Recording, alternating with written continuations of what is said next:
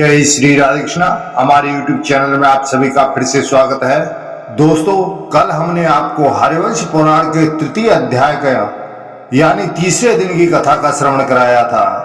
आज हम आपको चौथे दिन की कथा का श्रवण कराएंगे। पुत्र प्राप्ति के लिए यह बहुत ही अच्छा उपाय है। जिनके पुत्र संतान की प्राप्ति नहीं हो पा रही है किसी भी कारणवश, तो आप यह हरिवंश पुराण की संपूर्ण कथा सुनिए, जिसके सुनने से आपके घर में पुत्र संतान की प्राप्ति 101% होगी। दोनों पति पत्नी को यह कथा का श्रवण करना चाहिए और कथा को बीच में बिल्कुल भी नहीं छोड़ना चाहिए, संपूर्ण कथा सुननी चाहिए। यह 18 पुराणों में से एक पुराण है जिसको हरिवंश पुराण कहा जाता है। इसको वंश वृद्धि के लिए ही किया जाता है। तो दोस्तों, चौथे दिन की हम कथा का श्रवण आपको कराएं उससे पहले जो भी नए सदस्य हमारे इस वीडियो को देख रहे हैं, हमारे चैनल पर पहली बार आए हैं, कृपया इस चैनल को सब्सक्राइब करें, लाइक करें, शेयर करें और बगल में बेल आइकन बटन दबाना ना भूलें, जिससे हम जो भी वीडियो बनाएं उन सभी का नोटिफिकेशन आपके पास में पहुंचे और हमारी सभी वीडियो का आपको लाभ मिले। और भी वीडियो देखने के लिए हमारे नीचे डिस्क्रिप्शन में लिंक दिया गया है, उसमें आप लिंक पर क्लिक करके आप देख सकते हैं। बोलो हरिवंश पुराण की जय, बोलो विष्णु भगवान की जय, बोलो व्यास जी महाराज की जय, बोलो गुरुदेव भगवान की जय। गुरुर्ब्रह्मा गुरुर्विष्णु गुरुर्देवो महेश्वर, गुरुर् साक्षात् परब्रह्म तस्मै श्री गुरवे नमः। अखंड मंडलाकारं व्याप्तं येन चराचरं तत्पदं दर्शितं येन तस्मै श्री गुरवे नमः।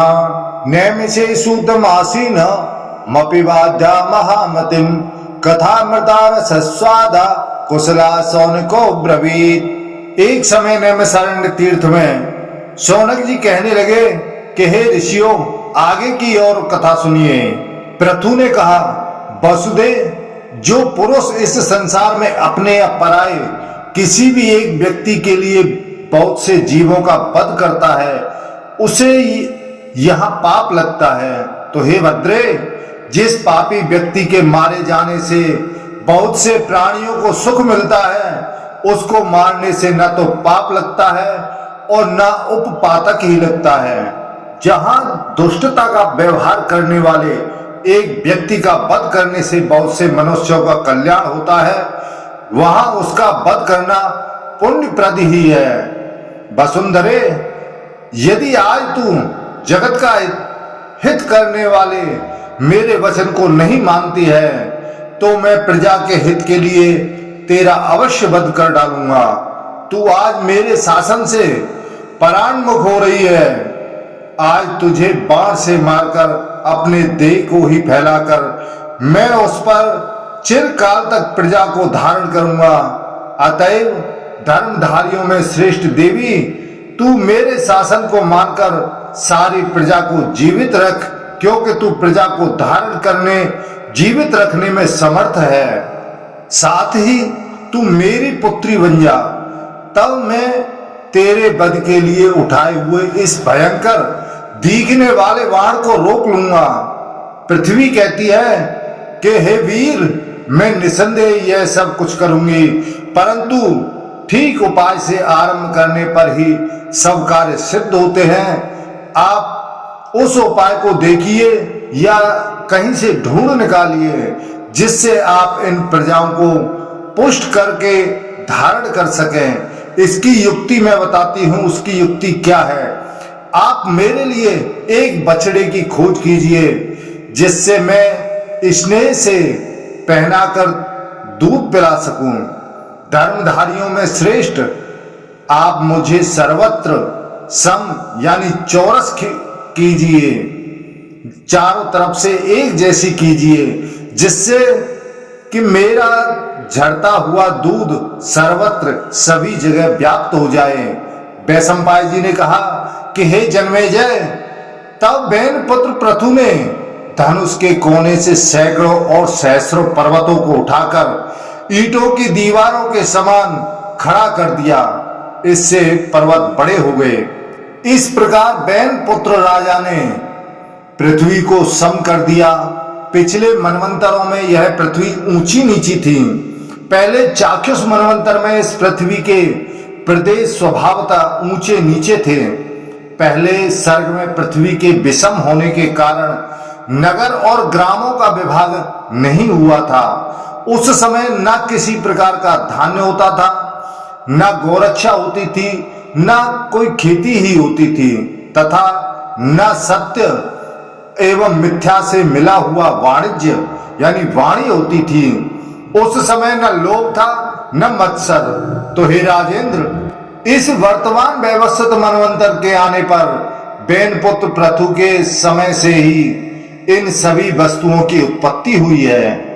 निष्पाप जहां जहां यह भूमि सम हो गई वहां वहां प्रजा ने रहना पसंद कर लिया। हमने ऐसा सुना है कि बैन पुत्र पृथु द्वारा भूमि का देहान होने से पहले प्रजाओं का आहार फल और मूल था, तथा वह भी उन्हें बड़ी कठिनता से मिलता था। बैन पुत्र प्रतापी पृथु ने प्रभु स्वयंभू मनु को बछड़ा बनाकर पृथ्वी से सब प्रकार के धान्यों को अपने हाथ में ही रख लिया। उस दिन से सब प्रजा उसी अन्न से आज तक बढ़ रही है। सुना है फिर ऋषियों ने भी भूमि को दोहा। उस समय सोम उनका बछड़ा हुआ। अंगिरा के पुत्र महातेजस्वी बृहस्पति दोहने वाले बने और छंद यानी वेद पात्र बने थे। तपोमय शाश्वत ब्रह्म अनुपम दुग्ध के रूप में प्रकट हुआ था। यह भी सुना जाता है कि फिर इंद्र आदि सब देवताओं ने भी सोने का पात्र लेकर इस पृथ्वी को दूहा। उस समय इंद्र बछड़ा और भगवान सूर्य दोहने वाले बने तथा पुष्टि कारक अमृत रूपी क्षीर प्रकट हुआ, जिससे देवता सदा जीवित रहते हैं। अतुल पराक्रमी पितरों ने भी पृथ्वी को दोहा था। उन्होंने चांदी का पात्र लेकर स्वधा रूपी दूध का दोहन किया था। प्रतापी विश्ववान पुत्र का यम उनका बछड़ा बना और लोगों का अंत करने वाला काल अनंत उनका दोहने वाला बना था। नागों ने तक्षक को वत्स बनाकर अलाबू तुम्बी के पात्र को लेकर के विष रूपी दूध दोहा था। भरत श्रेष्ठ, हे भूपाल, उस समय दोहने वाला नाग ऐरावत था और सर्पों ने प्रतापी धृतराष्ट्र को दोहने वाला बनाया था, जिसमें स्पष्ट रूप से विष झलकता है। ऐसे ये विशाल शरीर वाले सर्प उस विष से अपनी आजीविका चलाते हैं। ये इस विष को खाते हैं और इस विष का प्रयोग कर दूसरा आहार प्राप्त करते हैं, तथा ये इस विष रूपी बाल का सहारा लेकर इस संसार में अपनी प्रतिष्ठा बनाए हुए हैं। असुरों ने भी लोहे का पात्र लेकर शत्रुओं को नष्ट करने वाली माया रूपी दूध को भी इस पृथ्वी से दोहा था। उस समय प्रहलाद का पुत्र विरोचन उनका बछड़ा बना था और दैत्यों का ऋत्विक 2 सिरों वाला महाबली मधु उनका दोहने वाला बना था। अमित बुद्धि वाले मायावी असुर आजकल भी उसी माया से काम लेते हैं। यह माया ही उनका अपार बल है। इसके बाद उस प्राचीन काल में यक्षों ने भी पृथ्वी को दोहा था। तो हे महाराज, उन्होंने कच्चे पात्र में अंतर्धान यानी गुप्त होने की अक्षय विद्या को दोहा था। उस समय यक्ष और राक्षसों ने विश्रवा के पुत्र कुबेर को बछड़ा और मणिवर के पिता रजत नाग को दोहने वाला बनाया था। उन यज्ञों ने छोटे भाई महातेजस्वी और महातपस्वी रजत नाग के 3 सिर हैं। इस अंतर्धान विद्या से वे यक्ष जीविका चलाते हैं। इस प्रकार परमर्षि व्यास जी ने कहा था।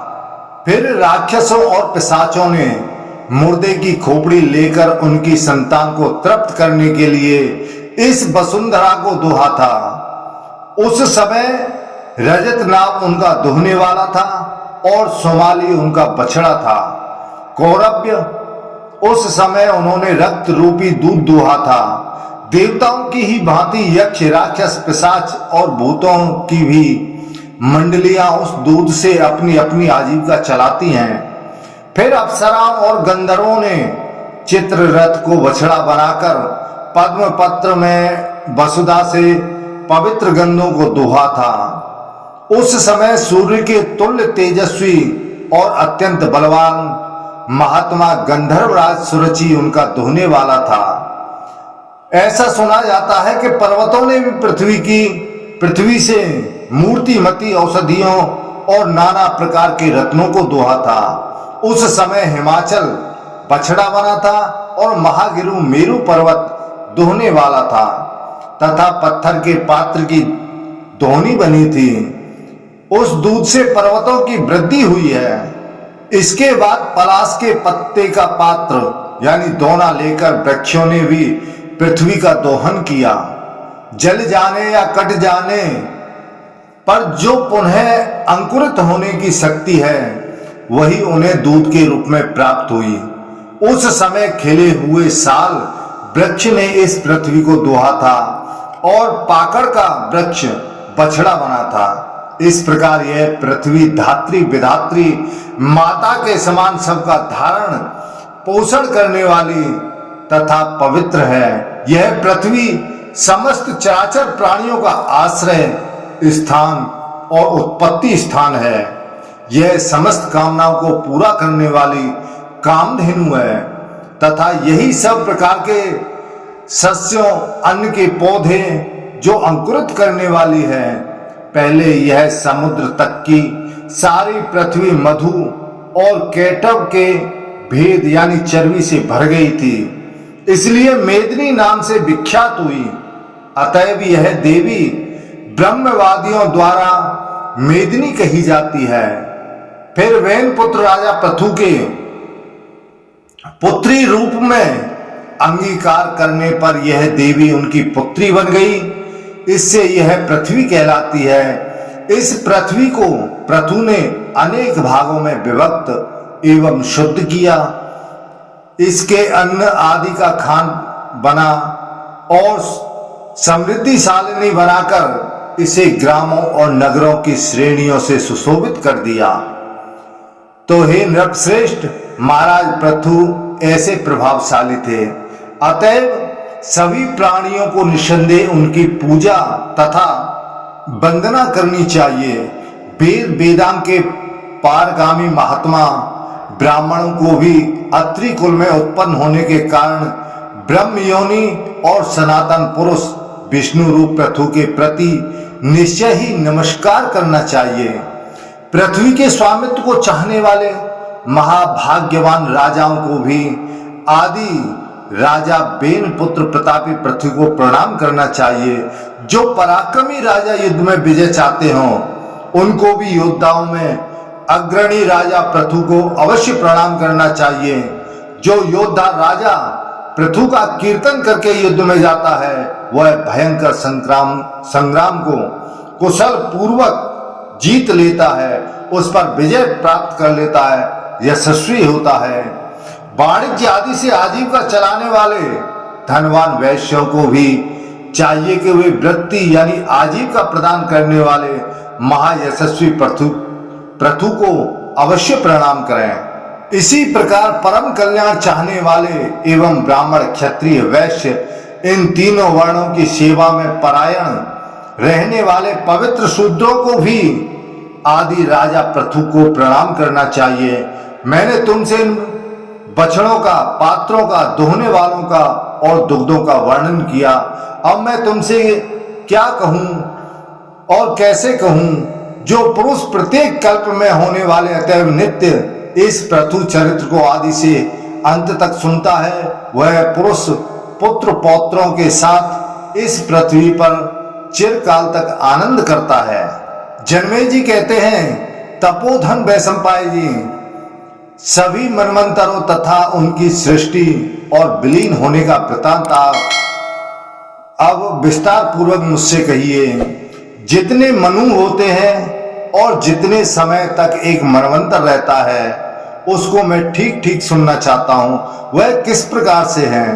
तब वैशंपाय ऋषि जी कहते हैं कि हे तात, मनवंतरों के विस्तार का तो 100 वर्षों में भी वर्णन नहीं किया जा सकता, अतः उसे संक्षेप में ही मैं तुमसे कहता हूं। स्वयंभू मनु, स्वारोचिष मनु, उत्तम मनु, तामस मनु, रेवत मनु और एवं चाक्षुष मनु, ये सब बीत गए हैं और वर्तमान 7वें मनु का नाम वैवस्वत मनु है। अब भविष्य के मनवंतरों का वर्णन करते हैं। आगे आने वाले सावर्णी मनु, भौत्य मनु और रौच्य मनु एवं 4 मेरु सावर्ण, ब्रह्म सावर्णी, रुद्र सावर्णी, मेरु सावर्णी, दक्ष सावर्णी, ये चारों मेरु पर्वत तप करके सिद्ध हो गए। ये चारों मेरु सावर्णी कहलाते हैं। भूत, भविष्यत और वर्तमान 14 मनुओं का गुरुओं से जिस प्रकार सुना था वैसा तुमसे वर्णन कर दिया। अब मैं उनके ऋषि, पुत्र और देवताओं का वर्णन करता हूं। राजन, स्वयंभू मनवंतर में वर्तमान मनवंतर से भिन्न मारीच, भगवान अत्रि, अंगिरा, पुलह, क्रतु, पुलत्स और वशिष्ठ, ये ब्रह्मा जी के 7 पुत्र सप्तर्षि होकर उत्तर दिशा में रहते हैं। स्वयंभू मनवंतर में शांत राजा, प्रकृति तथा याम नामक देवता पूजित होते हैं। स्वयंभू मनु के आघ्रित, अग्निबाहु, मेघा, मेघातिथि, वसु, ज्योतिष्मान, द्योतिमान, हव्य, सवन और पुत्र, ये 10 महाबली पुत्र थे। मैंने तुमसे यह पहले मनवंतर का वर्णन किया है। वायु ने सरोचिस मनवंतर में वशिष्ठ के पुत्र और स्तंभ, काश्यप, प्राण, बृहस्पति, दत्त और निश्चव्यवान, ये 7 महाव्रतधारी ऋषि बताए हैं और देवताओं का नाम तुषित कहा है। महात्मा सरोचिस मनु के महावीरवान और पराक्रमी हविर्द, सुकृति, ज्योति, आप, मूर्ति, असस्मय, प्रथित, नभस्य, ऊर्ज और नव, ये 10 पुत्र थे। उनका वर्णन कर दिया है। पृथ्वीपाल, यह मैंने तुमसे दूसरे मनवंतर का वर्णन किया है। तो हे राजन, अब मैं आपको तीसरे मनवंतर का वर्णन करता हूं। उत्तम नामक मनवंतर में वशिष्ठ नाम से प्रसिद्ध वशिष्ठ जी के 7 सप्तऋषि थे। वे पहले हिरण्यगर्भ के पुत्र थे। उनके नाम ऊर्ज थे तथा वे बड़े तेजस्वी थे। इस प्रकार मैंने ऋषियों का वर्णन कर दिया। अब मैं उत्तम मनु के 10 मनोहर पुत्रों का वर्णन करता हूं। ईश, ऊर्ज, तनुज, मधु, माधव, सुचि, शुक्र, सह, नवश्य और नव, ये 10 उत्तम पुत्र मनु के पुत्र थे और उस मनवंतर में भानु नामक देवता थे। इस प्रकार यह तीसरा मनवंतर आपको बताया गया है। अब चौथे मनवंतर में क्या हुआ? तामस नामक मनवंतर में काव्य, पृथु, अग्नि, जन्यु, धाता, कपिवान और अकपिवान, ये 7 सप्तऋषि थे। पुराणों में इनके बहुत से पुत्र पौत्र का वर्णन है। तामस मनवंतर में सत्य नामक देवता थे। अब मैं तामस मनु के पुत्रों का वर्णन करता हूं। तामस मनु के द्युति, तपस्वी, सुतपा, तपोमूल, तपोधन, तपोरति, कल्पास, तन्वी, धन्वी और परंतप, ये 10 महाबली पुत्र थे। इन सब का वायु ने वर्णन किया है। अब मैं 5वें रेवत मनवंतर का वर्णन करता हूं। मनवंतर में वेदवाहु, यदुद्र, वेदशिरा मुनि, हिरण्य रोमा, पर्जन्य, सोमपुत्र, ऊर्ध्वबाहु और अत्रिपुत्र, सत्यनेत्र, ये 7 ऋषि थे। उस मनवंतर में अभूत रजा, प्रकृति, पारिलपल और रौम्य नामक देवगण थे। यह सब पंचम मनवंतर का वर्णन है। रेवत मनु के पुत्रों का वर्णन आपसे आगे करता हूं। धृतिमान, अव्यय, युक्त, तत्वदर्शी, निरुत्सुक, अरण्य प्रकाश, निर्मोह, सत्यवाक और कवि, ये रेवत मनु के पुत्र हैं। यह पंचम मनवंतर का वर्णन है। अब छठे मनवंतर का मैं तुमसे कहता हूं। चाक्षुष मनवंतर में भृगु, नव, विवस्वान, सुधामा, बिरजा, अतिनामा और सहिष्णु, ये 7 सप्तऋषि थे। इस मनवंतर के देवताओं का परिचय आपसे कहता हूं। पहला आद्य, प्रभूत, रेवु, पृथक भाव और लेखा नाम वाले देवताओं के 5 गण थे। ये स्वर्ग में रहते थे। ये सब अंगिरा ऋषि के पुत्र थे और सभी परम तेजस्वी महात्मा थे। इनकी माता का नाम नडबला था। चाक्षुष मनु के उरु आदि 10 प्रसिद्ध पुत्र थे। तो हे राजन, यह छठे मनवंतर का वर्णन किया है। अब 7वें मनवंतर का वर्णन करता हूं। इस वर्तमान समय में स्वर्ग में स्थित अत्रि, भगवान वशिष्ठ, महर्षि कश्यप, गौतम, भरद्वाज, विश्वामित्र और 7वें महात्मा ऋचिक थे। ऋचिक के पुत्र भगवान दमग्नि, ये सप्तऋषि हैं। साध्य, रुद्र, विश्वदेव, मरुत, वसु, आदित्य और दोनों अश्विनी कुमार, जो कि सूर्य के पुत्र कहलाते हैं, ये सब इस वर्तमान वैवस्वत मनवंतर के देवता हैं। और इन महात्मा वैवस्वत मनु के इक्ष्वाकु आदि 10 पुत्र हैं। भरतवंशी, हे राजन, जिनकी चर्चा हुई है, इन परम तेजस्वी महर्षियों के पुत्र और पौत्र सब दिशाओं में व्याप्त हैं। सब मनवंतरों में पूर्व कथित 49 पवन लोकों की व्यवस्था और रक्षा करने के लिए स्थित रहते हैं। प्रत्येक मनवंतर के बीतने पर उनमें से 28 पवन अपने कर्म को पूर्ण करके स्वर्ग में जाकर अनामय व्याध रहित ब्रह्मलोक को प्राप्त हो जाते हैं। तब मनवंतर के अंत में दूसरे वायु तपोबल से उनके पद पर आरूढ़ होकर उनके स्थान को पूर्ण कर लेते हैं। बीते हुए और वर्तमान 7 मनवंतरों का वर्णन कर दिया। अब भविष्य के 6 मनवंतरों का वर्णन तुमसे कहता हूं। सवर्णी मनु 5 हैं, उनको मुझसे सुनिए। उनमें से एक तो सूर्य के पुत्र हैं और 4 प्रजापति परमेष्टि के। ये सब दक्ष के नाती हैं तथा दक्ष कन्या प्रिया के पुत्र हैं। तो हे राजन, मेरु पर्वत पर बड़ा भारी तप करके ये महातपस्वी मनु मेरु सावर्णी नाम को प्राप्त हुए। प्रजापति रुचि के पुत्र रौच मनु कहलाते हैं और भूत देवी के गर्भ से उत्पन्न रुचि के पुत्र भौत्य कहलाते हैं। अब भविष्यति काल में होने वाले सावर्णी मनवंतर के 7 महर्षि स्वर्ग में विराजमान हैं। उन अष्टम मनवंतर के ऋषियों को सुनो। परशु, राम, व्यास, अत्रि पुत्र दीप्तिमान, भरत गोत्री द्रोण पुत्र, महातेजस्वी अश्वत्थामा, गौतम के वंशज एवं गौतम गोत्री शरद्वान, इनके पुत्र कृपाचार्य, कौशिक गोत्री गालव और कश्यप गोत्री रुरु, ये ब्रह्मा जी के समान धन्यवाद के पात्र भविष्य के 7 मुनि श्रेष्ठ महात्मा सप्तऋषि कहे गए हैं। ये जन्म, तप, मंत्र और व्याकरण के प्रभाव से पवित्र 7 ऋषि ब्रह्मलोक में रहते हैं। ये ऋषि स्वयं अपने तप से भूत, भविष्य और वर्तमान काल के सब वृतांत को जानकर प्रसिद्ध हो गए तथा परस्पर मिलकर परमात्म तत्व का विचार करते रहते हैं। ये मंत्र व्याकरण आदि से तथा ईश्वर के कारण भी सभी प्रकार का प्रसिद्ध है। ब्राह्मण इन भरण करने योग्य ऋषियों को तथा इनके नैष्ठिक कर्मों और नामों को जानकर कल्याण का भागी होता है। ये 7 अपने 7 गुणों के कारण सप्तऋषि कहलाते हैं और दीर्घायु, मंत्र दृष्टा, सर्वसमर्थ तथा दीर्घदर्शी।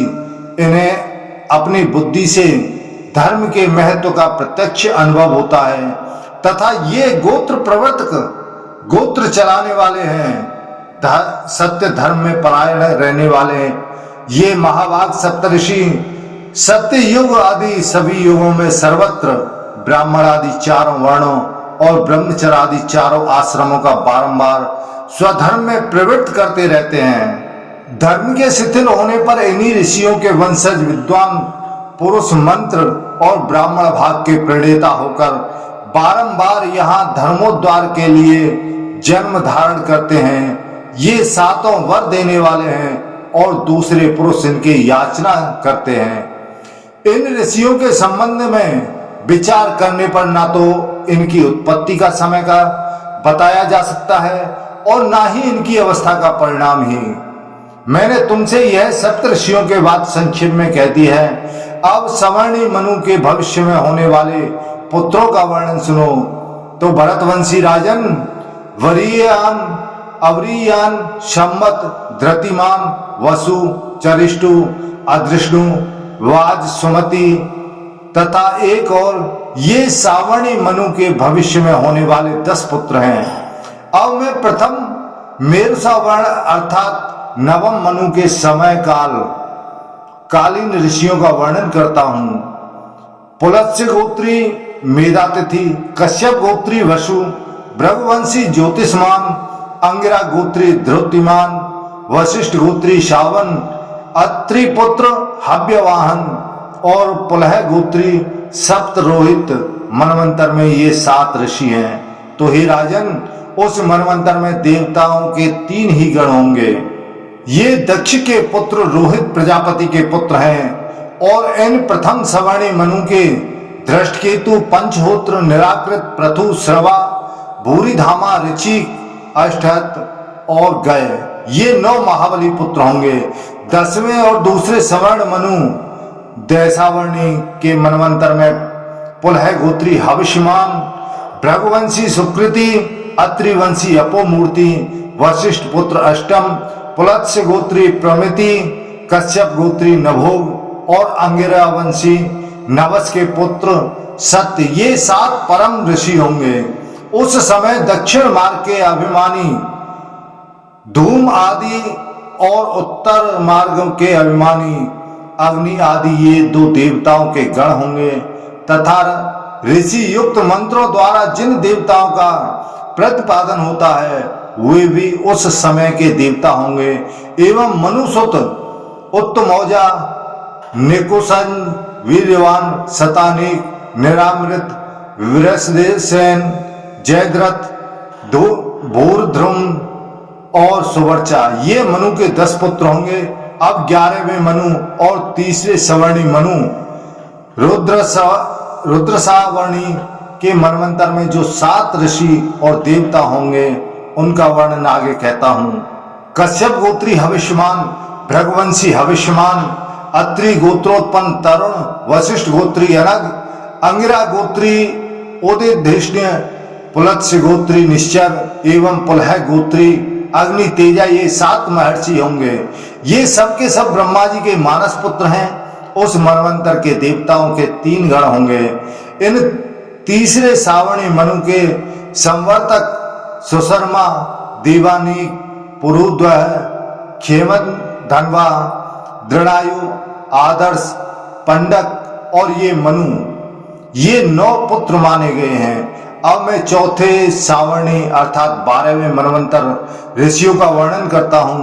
वशिष्ठ जी के पुत्र द्युति, अग्नि गोत्र में उत्पन्न सुतपा, अंगिरा गोत्री तपोमूर्ति, कश्यप गोत्री तपस्वी, पुलत्स्य वंश में उत्पन्न तपोसन, पुलह गोत्री तपोरवि और 7वां भृगुवंशी तपोधृति को समझना चाहिए। इस मनवंतर में देवताओं के 5 गण होंगे।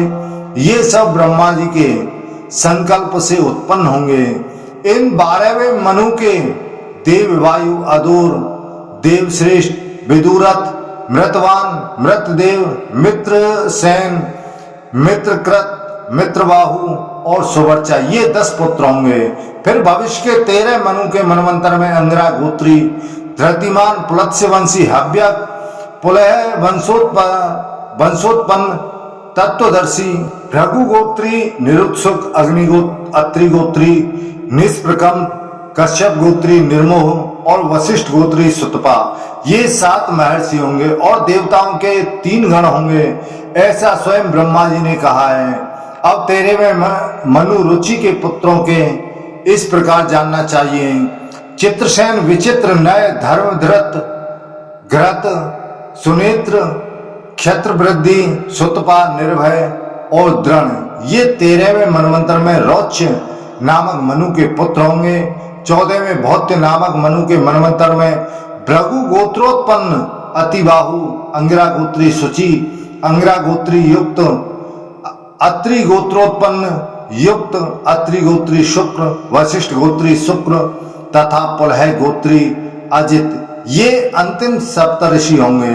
मनुष्य प्रातः काल उठकर इन भूत भविष्यत काल के महर्षियों का कीर्तन करने से सदा सुख पाता है, साथ ही वह बड़ा भारी यश पाता है और दीर्घायु होता है।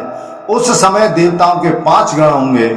भौत्य मनु के तरंग भीरु, वप्र, तरस्वान, उग्र, अभिमानी, प्रवीण, जिष्णु, संक्रंदन, तेजस्वी और सबल, ये 10 पुत्र होंगे तथा भौत्य मनु का अधिकार काल पूर्ण होने पर कल्प यानी अर्थात ब्रह्मा जी की आयु एक दिन पूरा हो जाता है। यह मैंने नाम लेकर बीते हुए वर्तमान और होने वाले मनुओं का वर्णन किया। तो हे नरादपि मन, ये मनु तपस्या के प्रभाव से 1000 चतुर्युगी पूर्ण होने पर नगरों से लेकर समुद्र तक की पृथ्वी का तथा प्रजा का सर्वदा पालन करते हैं। उस सभी मनवंतर में अलग अलग प्रजा का संहार करते हैं। वैशंपायन जी कहते हैं, शत्रु दमन कश्यप जी से दक्ष की पुत्री में विवस्वान उत्पन्न हुए और त्वष्टा की पुत्री संज्ञा देवी उन विवस्वान सूर्य की भार्या हुई। महात्मा मार्तंड की यह पवित्र अंतःकरणी वाली भार्या भगवती संज्ञा तीनों लोकों में सुरेणु के नाम से भी प्रसिद्ध है। वह रूप यौवन शालिनी संज्ञा अपने पति सूर्य देव के मंडल के तीव्र तप, तेज और दीप्ति के कारण प्रसन्न नहीं रहती थी। उस संज्ञा का रूप सूर्य मंडल के तेज से अंगों के संतप्त होने के कारण यानी जलने के कारण बहुत अच्छे नहीं लगते थे। अदिति के अज्ञान में पड़ने पर कश्यप जी ने स्नेह पूर्वक कहा कि यह मरा नहीं है किंतु अंड गर्भ में स्थित है, इसलिए तब से सूर्य मार्तंड कहे जाते हैं। सुहेतात कश्यप के महात्म के कारण जीवित हुए विवस्वान में सर्वदा अधिक तेज रहता है। उसी तेज से कश्यप जी के पुत्र सूर्य तीनों लोकों को तपाते हैं। तपाने वालों में श्रेष्ठ आदित्य ने संज्ञा के गर्भ से 2 प्रजापति और 1 कन्या, इन 3 संतानों को उत्पन्न किया। उनमें एक प्रजापति तो विवस्वान सूर्य के पुत्र वैवस्वत मनु थे और दूसरे प्रजापति श्राद्ध देव यम थे। इस तरह यम और यमुना नामक 2 जुड़वी संतान हुई। तदनंतर संज्ञा ने सूर्य के कठिनता से सहने योग्य तेजस्वी रूप को देखकर उनके तेज को न सह सकने के कारण अपनी छाया को ही अपने समान नाम और रूप वाली बनाकर तैयार कर दिया। वह मायामयी संज्ञा की छाया से उत्पन्न हुई थी। नरेश्वर वह छाया संज्ञा को प्रणाम कर हाथ जोड़कर बोली, सुचिस्मृते, बताओ मुझे क्या करना चाहिए। श्रेष्ठ अंगों वाली मैं तुम्हारी आज्ञा का पालन करूंगी, तुम मुझे आज्ञा दो। तब संज्ञा ने कहा, तुम्हारा कल्याण हो, मैं अब अपने पिता के घर जा रही हूं, तुम मेरे घर में शांत होकर रहो। ये मेरे दोनों पुत्र हैं और यह एक सुमध्यमा सुंदर कटी वाली कन्या है, इनका तू ध्यान रखना और इस रहस्य को भगवान सूर्य से कभी न बताना। तब छाया ने कहा कि हे देवी, मेरे बाल पकड़े जाने तथा साप देने की नौबत आने के पूर्व में यह बात किसी प्रकार कभी न कहूंगी। आप सुख पूर्वक अपने पिता के यहाँ चले जाइए। तब वैशंपायन जी ने कहा अपने समान नाम रूप वाली छाया को आज्ञा देकर और उससे तथास्तु कहे जाने पर वह तपस्विनी लज्जित सी होती हुई अपने पिता त्वष्टा के यहाँ चली गई। पिता के पास पहुंचने पर उसके पिता ने उसे बहुत जोरों से डांटा तथा उससे बार बार पति के पास ही जाने के लिए कहा। तब निंदित कर्मों से सदा दूर रहने वाली वह संज्ञा अपने रूप को बदलकर घोड़ी का रूप धारण करके उत्तर कुरु के देशों में जाकर घास चरने लगी। उस दूसरी संज्ञा को भी संज्ञा ही के समझते हुए सूर्य देवता ने उसके गर्भ से अपने ही समान पुत्र उत्पन्न किया। तो हे तात, ये अपने बड़े भाई मनु के समान वर्ण और शक्ति वाले थे, अतएव सावर्ण कहलाए। वे ही मनु हुए जिनका नाम सावर्ण मनु है। उस छाया से जो दूसरा पुत्र उत्पन्न हुआ उनको तुम शनिश्चर समझो। उनका नाम शनिश्चर था। आजकल हम लोग शनिदेव कहते हैं। वह पार्थवी संज्ञा अपने पुत्र से तो अधिक स्नेह करती थी, परंतु वैसा स्नेह उनसे पहले की संतानों से नहीं करती थी। मनु ने तो इस बात को सह लिया, परंतु यम इसे न सह सके। वे वैवस्वत यम बाल स्वभाव एवं रोष के कारण तथा होनहार भावी के वशीभूत हो संज्ञा को पैर दिखाकर डांटने लगे। तो हे राजन, उस पर सावर्ण की माता ने अति दुखित हो कोप में भरकर उन्हें साप दिया कि तुम्हारा यह चरण गिर जाए। छाया संज्ञा के उस वाक्य से पीड़ित और साप के भय से उत्पन्न व्याकुल होकर यम ने हाथ जोड़कर पिता से वह सब बात कह दी। वे पिता से बोले, मुझे यह साप ना लगे। माता को तो सब पुत्रों के प्रति समान रूप से स्नेह पूर्वक व्यवहार करना चाहिए, पर यह हम सबको छोड़कर सबसे छोटे से ही स्नेह प्यार करती हैं, ऐसा हमसे व्यवहार करती हैं। सो मैंने उसके ऊपर पैर उठाया ही था, शरीर पर मारा नहीं था। मैंने यह काम लड़कपन से किया हो अथवा मोहवश, परंतु आप मुझे क्षमा कर दें। संज्ञा ने कहा कि बेटा, मैं तुम्हारी पूजनीय हूं, तो भी तुमने मेरा तिरस्कार किया है, अतः तुम्हारा यह पैर निसंदेह गिर जाएगा। संतान को कुसंतान हो सकती है, परंतु माता कुमाता नहीं हो सकती। माता ने मुझे साथ दे दिया है, परंतु तपने वालों में श्रेष्ठ गोपते, आपकी कृपा से मेरा पैर ना गिरे, ऐसी कृपा कीजिए। तब सूर्यदेव कहते हैं कि पुत्र, तुम धर्मज्ञ और सत्यवादी हो। तुमको जो क्रोध चढ़ाया इसमें निसंदेह कोई बड़ा भारी कारण होगा। मैं तुम्हारी माता के वचन को सर्वथा तो लौटा नहीं सकता, पर महाप्राज्ञ कीड़े तुम्हारे चरणों में से मांस लेकर पृथ्वी तल पर चले जाएंगे, तब तुम्हें सुख मिलेगा। इस प्रकार तुम्हारी माता का कहा हुआ वचन भी सत्य हो जाएगा और साप का परिहार होने से तुम्हारी भी रक्षा हो जाएगी। फिर सूर्य ने संज्ञा से कहा, सभी पुत्र बराबर हैं, तो भी तू किसी से कम और किसी से अधिक स्नेह क्यों करती हो। सूर्य ने यह बात बार बार कही, परंतु वह हंसती ही रह गई और उसने सूर्य से कुछ भी नहीं कहा। भगवान सूर्य ने अपने चित्त को एकाग्र करके योग के द्वारा सत्य बात जान ली और साप द्वारा उसका विनाश करने के लिए उसके केस पकड़ लिए। तब अपनी शपथ के उतर जाने पर छाया ने सूर्य नारायण से सारी बात ज्यों की त्यों बतला दी। सूर्य नारायण इस बात को सुनते ही क्रोध में भरकर त्वष्टा के पास पहुंचे। त्वष्टा ने विधि पूर्वक उनकी पूजा करके जब देखा कि ये तो रोष में मुझे भस्म ही करना चाहते हैं, तब उन्होंने सूर्य नारायण को इस प्रकार शांत करना समझना आरंभ किया। त्वष्टा ने कहा कि हे आदित्य, आपका यह अति तेजस्वी रूप अच्छा नहीं लगता। इसको न सह सकने के कारण ही संज्ञा हरी घास वाले वन में हरी घासों को चर रही है।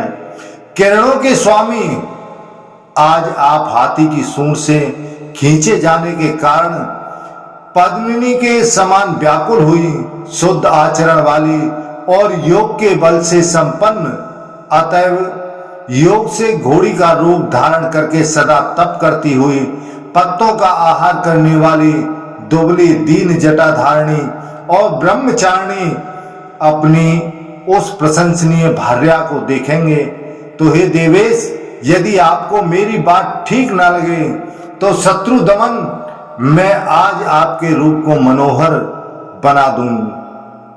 पहले सूर्य का रूप तिरछा, ऊंचा और सब ओर से एक सा था। उस रूप से संपन्न होने के कारण ही वे विवाह वसु कहे जाते हैं। इसलिए उन प्रजापति सूर्य नारायण ने त्वष्टा की बात को बहुत अच्छा समझा और उन्होंने अपना रूप ठीक करने के लिए त्वष्टा को अनुमति दे दी। तब त्वष्टा ने मार्तंड सूर्य के समीप जाकर उनको शान पर चढ़ाकर उनके तेज को खरोदना चाहा। इस प्रकार तेज के छिल जाने से उनका रूप खिल उठा और उनका रूप रम्यातिरम्य होकर अधिक सुशोभित होने लगा। तब से किरणों के स्वामी भगवान सूर्य के मुख का रूप बदल गया। उस समय से उनका मुख रक्त वर्ण का हो गया। उन मार्तंड के मुख से जो मुखराज छूटा था उससे 12 आदित्य उत्पन्न हुए।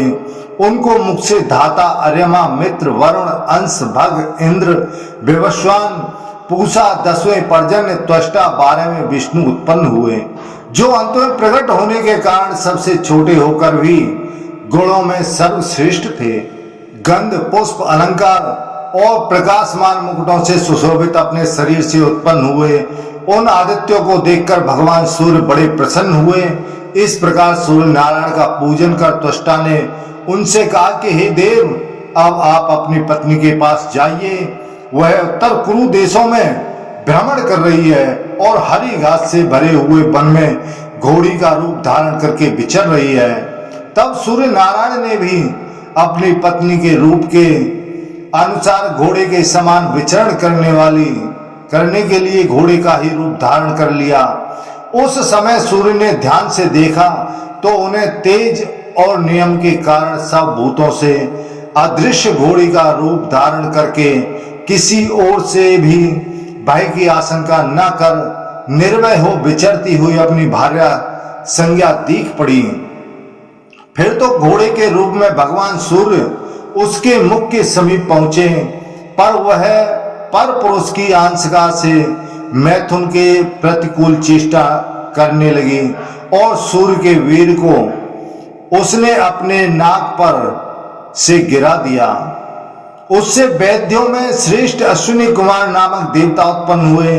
वे दोनों अश्विनी कुमार नासत्य और दस्र नाम से प्रसिद्ध हैं। ये दोनों 8वें प्रजापति मार्तंड के पुत्र हैं। उन्हें सूर्य भगवान ने अश्वारूपा संज्ञा के गर्भ से उत्पन्न किया था। तदनंतर सूर्य ने उसे अपने मनोहर रूप में दर्शन दिया।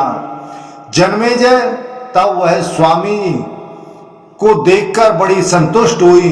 इधर यम अपने उस कर्म से मन ही मन बड़े दुखी रहते थे।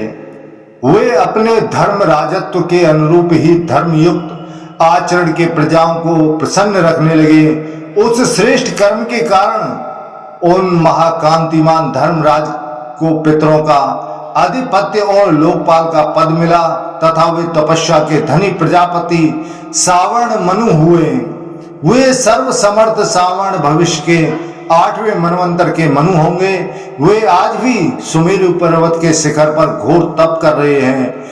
इनके भाई शनिश्चर ग्रह बन गए और जिन नासत्यों का वर्णन किया है वे स्वर्ग के वैद्य बन गए।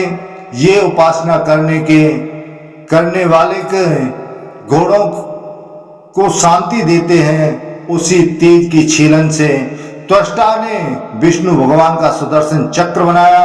वह दानवों के अंत करने की इच्छा से बनाया गया चक्र युद्ध में किसी भी प्रकार भी व्यर्थ नहीं जाता है। तो दोस्तों, आज हमने आपको हरिवंश पुराण के चौथे दिन की कथा का श्रवण कराया है। यह वीडियो आपको कैसा लगा? हमें उम्मीद है अच्छा लगा होगा। कृपया चैनल को सब्सक्राइब जरूर करें। जय श्री राधे कृष्णा। बोलो हरवंश पुराण की जय। बोलो विष्णु भगवान की जय। बोलो व्यास जी महाराज की जय।